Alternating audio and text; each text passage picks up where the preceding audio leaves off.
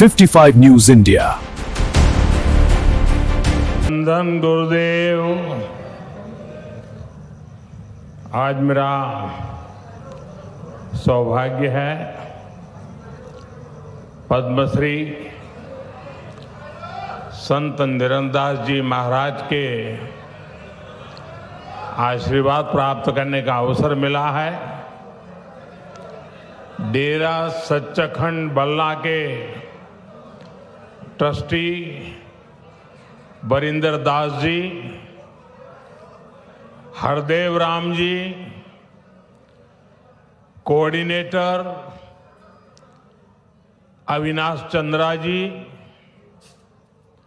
सभी पूज्य संतगण, देश के अलग अलग हिस्सों से आए सभी श्रद्धालु, मेरे पंजाब के भाई और बहनों, मैं पंजाब दी इस धरती नू नमन करदा हां।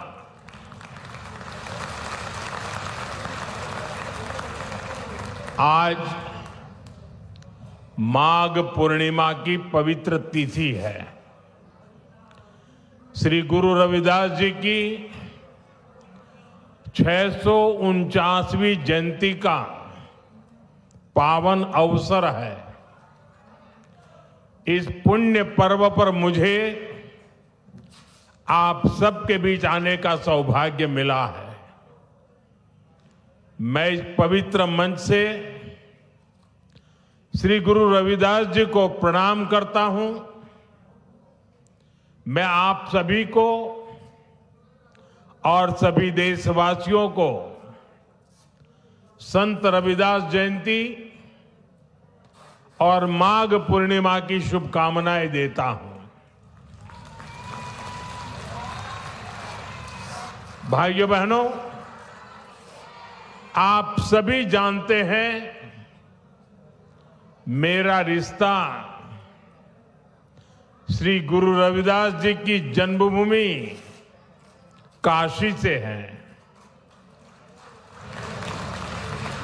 काशी के लोगों ने मुझे आशीर्वाद दिए और सांसद के रूप में काशी की सेवा करने का भी सौभाग्य मिला।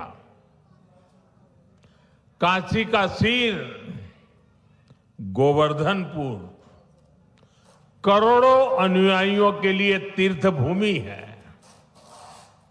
काशी के वो घाट जहां संत रविदास जी की शिक्षाएं प्रकट हुई थी, वहां मां गंगा की वो धारा है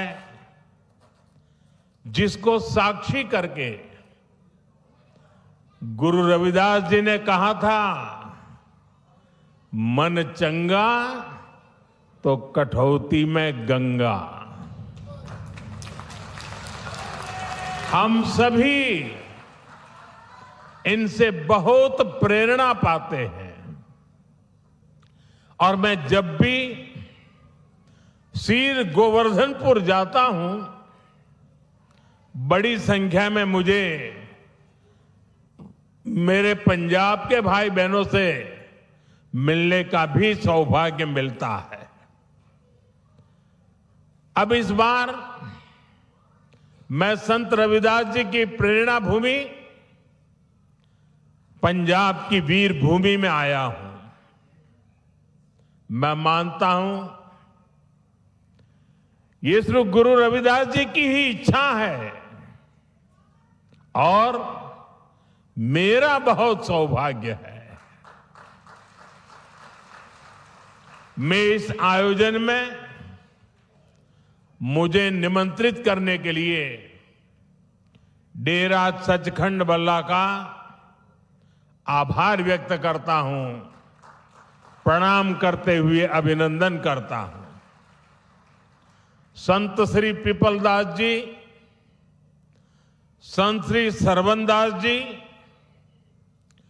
और इस परंपरा के ऐसे सभी संत जिनके प्रयासों से श्री गुरु रविदास जी के विचार जन जन तक पहुंचे हैं।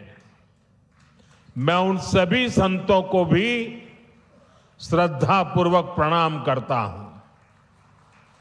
साथियों, समाज सेवा के क्षेत्र में डेरा सचखंड बल्ला के कार्य बहुत सराहनीय रहे हैं। शिक्षा, स्वास्थ्य से जुड़े अनेक कार्य पूज्य संत श्री निरंजन दास जी महाराज के मार्गदर्शन में अविरत हो रहे हैं। उनके नेतृत्व में दुनिया के कई देशों में श्री गुरु रविदास जी के विचारों का प्रसार भी हुआ है। इस योगदान को सम्मान देने के लिए अभी हाल ही में हमारी भाजपा की केंद्र सरकार ने पूज्य संत श्री निरंजन दास जी महाराज को पद्म पुरस्कार से सम्मानित किया है। इस अवसर पर मैं उन्हें आदरपूर्वक नमन करता हूं। उनके सभी अनुयायियों को इस सम्मान के लिए बधाई देता हूं। सभी संतजन इस पवित्र पर्व पर मैं आप सबके बीच एक व्यक्तिगत कृतज्ञता भी व्यक्त करना चाहता हूं। अभी कुछ ही महीने पहले पूज्य संत निरंजन दास जी महाराज और संतों के स्नेह से मेरे जन्मदिन पर डेरा सचखंड बल्ला में अरदास हुई थी।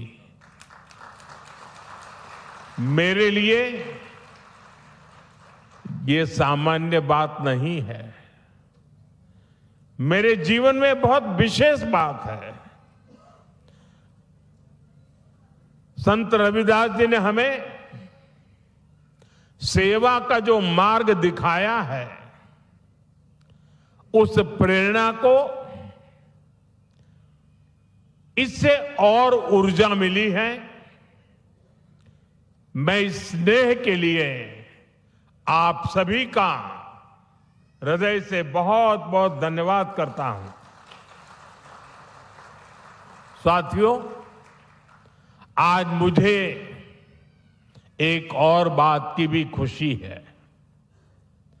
अब से थोड़ी देर पहले ही संत रविदास जी के नाम पर आदमपुर एयरपोर्ट का नया नामकरण हुआ है।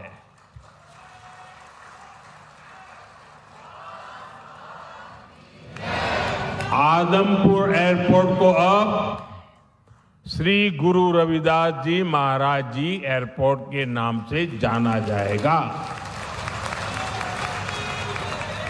इसके साथ भी एक और भी कार्यक्रम हुआ आज। इसके अलावा हलवारा एयरपोर्ट की नई टर्मिनल बिल्डिंग का उद्घाटन भी किया गया। मैं पंजाब समेत पूरे देश के लोगों को इन कार्यों की बहुत बहुत बधाई देता हूं।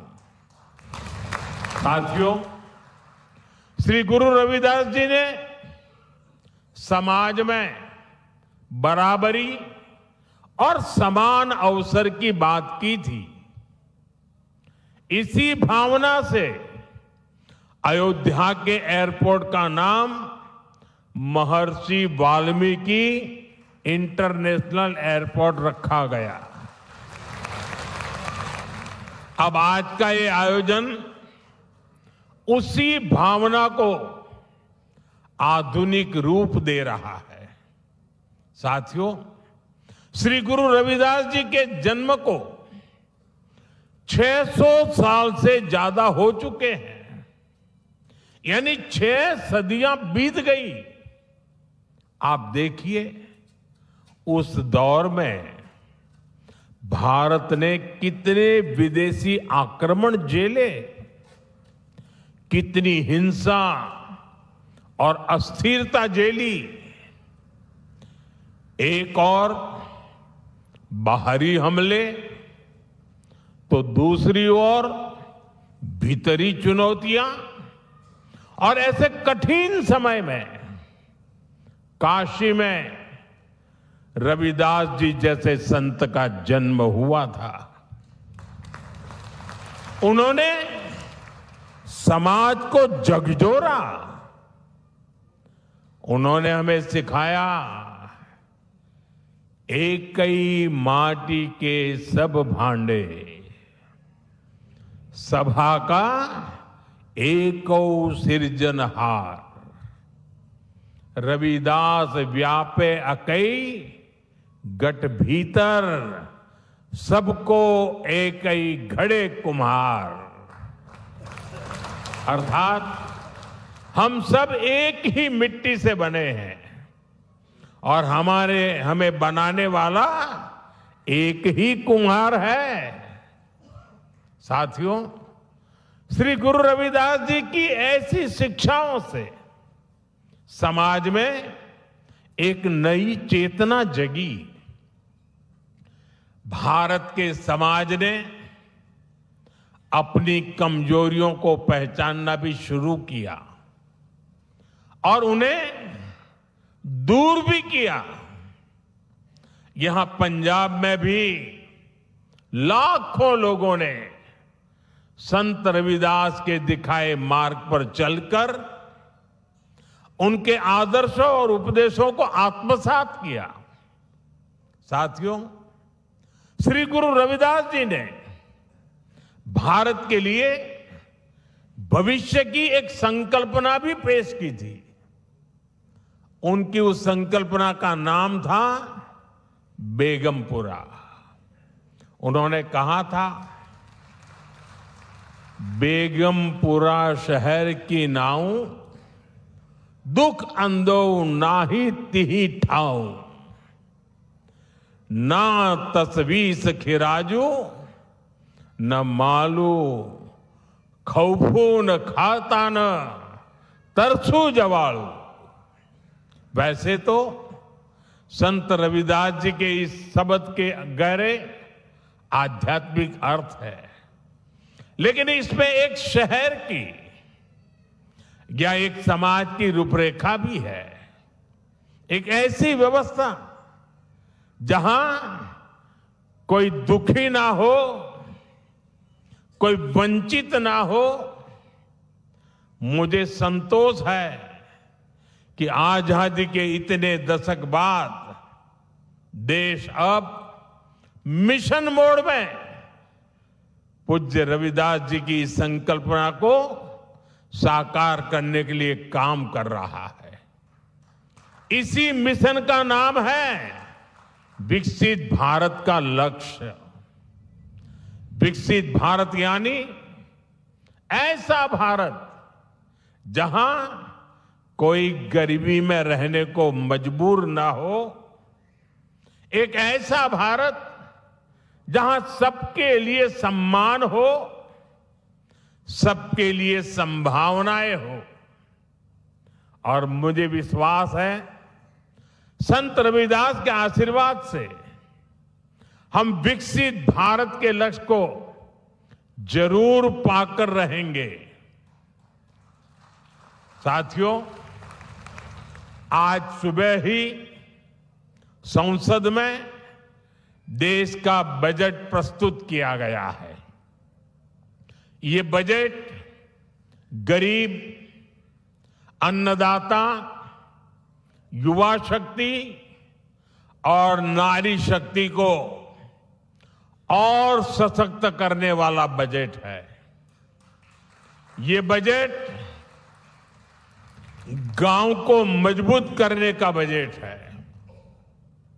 ये किसान की आय बढ़ाने वाला बजट है। ये आत्मनिर्भर भारत को, मेक इन इंडिया को बढ़ावा देने वाला बजट है। साथियों, बीते वर्षों में हमारी सरकार ने सड़क, पुल, बिजली, पानी, रेल, गरीबों के घर, सिंचाई, ऐसे हर इंफ्रास्ट्रक्चर में अभूतपूर्व निवेश किया है। इस बजट में ऐसे कामों के लिए पहले से भी अधिक यानी 17 लाख करोड़ रुपए का प्रावधान किया गया है। इससे गांव, गरीब, किसान, नौजवान सभी को फायदा होगा। इंफ्रास्ट्रक्चर निर्माण पर लगने वाला हर रुपया रोजगार के अनेक नए अवसर बनाता है। गांव में गरीब का घर बनता है तो मिस्त्री हो, गाड़ी वाले हो, स्थानीय दुकानदार हो, सबको फायदा होता है। गांव की सड़कें अच्छी होगी तो मंडी तक उपज पहुंचाना आसान होगा और इन सब का फायदा यहां आप सभी को मिलेगा। साथियों, बीते सालों में हमारी सरकार ने गरीबों और मध्यम वर्ग को सस्ता और अच्छा इलाज देने में बहुत ध्यान दिया है। पिछले 11 सालों में बहुत सारी दवाएं सस्ती की गई है। गरीबों को और बुजुर्गों को मुफ्त इलाज की सुविधाएं दी गई है। इस बजट में इसी संवेदनशीलता के साथ और भी महत्वपूर्ण निर्णय लिए गए हैं। कैंसर के इलाज को और सस्ता करने के लिए अनेक कैंसर दवाओं को और सस्ता किया गया है। कई ऐसी और बीमारियां हैं जिनकी दवाएं विदेशों से मंगानी पड़ती हैं। गरीब और मिडिल क्लास के लिए इतनी महंगी दवाएं पहुंच से बाहर होती हैं। ऐसी अनेक दवाओं को भी अब और सस्ता किया गया है। साथियों, इस बजट का बहुत अधिक फोकस जालंधर, लुधियाना, होशियारपुर जैसे देश के अनेक शहरों को विकास का बड़ा केंद्र बनाने पर है। ऐसे शहरों के विकास के लिए बहुत बड़े प्रावधान किए गए हैं। पंजाब तो देश के उन राज्यों में है जहां किसानों के साथ साथ छोटे छोटे उद्योगों की, एमएसएमईज की एक समृद्ध परंपरा है। देश के एमएसएमईज को बीते वर्षों में लाखों करोड़ की मदद दी गई है। इस बजट में भी एमएसएमईज के लिए हजारों करोड़ रुपए के फंड की व्यवस्था की गई है। बीते वर्षों में भारत का एक्सपोर्ट बहुत अधिक बढ़ा है। इस बजट में भी निर्यातकों के लिए, एक्सपोर्टर के लिए अनेक बड़ी घोषणाएं की गई हैं। साथियों, भारत अब दुनिया के बड़े कपड़ा और वस्त्र निर्यातकों में से एक बन रहा है। इसलिए इस बजट में टेक्सटाइल सेक्टर के लिए, हमारे बुनकर भाई बहनों के लिए भी अनेक घोषणाएं हुई है। महात्मा गांधी ग्राम स्वराज अभियान से हमारे गांवों में जो बुनकर है, हथकरघा और हस्तशिल्प से जुड़े साथी हैं, उनको बहुत फायदा होगा। कपड़ा क्षेत्र में ज्यादा से ज्यादा रोजगार बने, इसके लिए प्रोत्साहन का भी प्रावधान किया गया है। देश में और भी कई मेगा टेक्सटाइल पार्क बनाए जाएंगे। इससे कपास किसानों से लेकर श्रमिकों तक हर किसी को फायदा होगा। साथियों, बजट का एक और फोकस एरिया खेल है, स्पोर्ट्स है, और पंजाब तो इसमें बहुत आगे है। इस बजट में खेलो इंडिया मिशन की घोषणा की गई है। इसके तहत आधुनिक इंफ्रास्ट्रक्चर तो बनेगा ही, साथ ही जो कोच हैं, सपोर्ट स्टाफ है, स्पोर्ट्स साइंस है, इससे जुड़े प्रोफेशनल्स भी तैयार किए जाएंगे। साथियों, बजट से कुछ दिन पहले ही देश की अर्थव्यवस्था में नई ऊर्जा भरने वाला एक और ऐतिहासिक काम हुआ है। भारत और यूरोपियन यूनियन के बीच ट्रेड डील पर सहमति बनी है और सारी दुनिया कह रही है मदर ऑफ ऑल डील। आज पूरी दुनिया में हर तरफ इसकी बड़ी चर्चा है। इस ट्रेड डील के बाद यूरोप के 27 देशों के साथ हमारा व्यापार खूब फलेगा फूलेगा। अब हमें वहां सामान भेजने के लिए टैक्स ना के बराबर देना पड़ेगा। हमारे पंजाब की पहचान तो यहां के मेहनती लोगों से है, यहां के किसानों से है। पंजाब को स्किल्ड युवाओं के लिए जाना जाता है।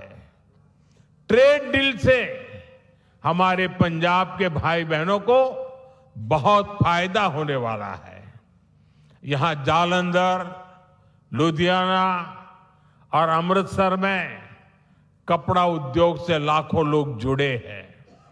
अब पंजाब के टेक्सटाइल सेक्टर को नए और बड़े बाजार मिलेंगे। 27 देश खुल गए हैं। यहां जो कपड़े तैयार होंगे वो यूरोप के बड़े बड़े बाजार में बिकने के लिए जाएंगे और उन पर टैक्स भी न के बराबर होगा। इसका मतलब है पंजाब की फैक्ट्रियों में ऑर्डर बढ़ेंगे, फैक्ट्रियों में काम बढ़ेगा।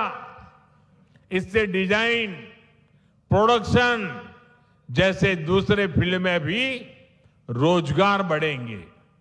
साथियों, हमारा ये जालंधर स्पोर्ट्स से जुड़े सामानों के लिए, स्पोर्ट्स गुड्स के लिए विश्व प्रसिद्ध है। यूरोपियन यूनियन से हुई ट्रेड डील के बाद जालंधर और आसपास के इलाकों में स्पोर्ट्स के सामानों की मैन्युफैक्चरिंग बढ़ जाएगी। इसके साथ ब्रांडिंग, पैकेजिंग और लॉजिस्टिक में भी रोजगार बढ़ेगा।